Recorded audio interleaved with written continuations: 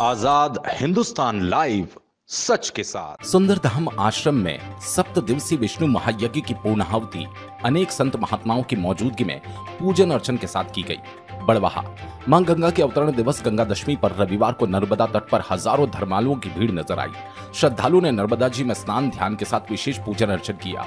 सुंदरधाम आश्रम में भी 7 दिवसीय विष्णु महायज्ञ की पूर्णाहुति अनेक संत महात्माओं की मौजूदगी में पूजन अर्चन के साथ की गई। श्री श्री 1008 महामंडलेश्वर बालक दास जी महाराज एवं श्री श्री 108 महंत नारायण दास जी महाराज ने मां नर्मदा जी का दुग्धाभिषेक कर पूजन अर्चन कर हजारों भक्तों के साथ वैदिक मंत्रोच्चार के साथ इसे संपन्न किया। भक्तों ने विश्व कल्याण के लिए किए गए विष्णु महायज्ञ की पूर्णाहुति पर यज्ञ नारायण भगवान के दर्शन कर यज्ञ नारायण की परिक्रमा कर पुण्य लाभ लिया।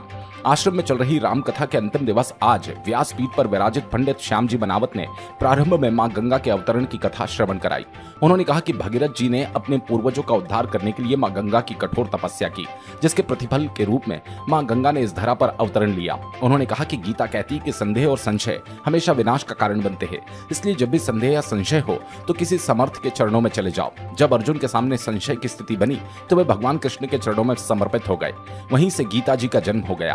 उन्होंने कहा, जिंदगी की हर खोई हुई चीज संत के चरणों में मिल जाती है। पंडित मनावत जी ने कहा कि भगीरथ जी ने गंगा को पृथ्वी पर लाकर अपने पूर्वजों के संकल्प को पूर्ण किया था और उन्हें मोक्ष की प्राप्ति करवाई। इसीलिए संतान को सिर्फ माता पिता की संपत्ति लेने का ही अधिकार नहीं होना चाहिए, अपितु उनके सपने और अधूरे कार्यों को भी पूर्ण करना चाहिए। और जो संतान माता पिता के संकल्प को पूरा नहीं कर पाते वे पितृदोष के भागी हो जाते हैं।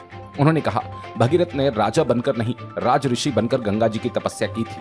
इसलिए जीवन में संतति और समृद्धि की गंगा लाना है तो संतों के विश्वास की कसौटी पर खरा उतरना होगा। जब हमारे जीवन में सुखी और समृद्ध गंगा का अवतरण होता है। बड़वाहा से नवरत्न जैन की रिपोर्ट।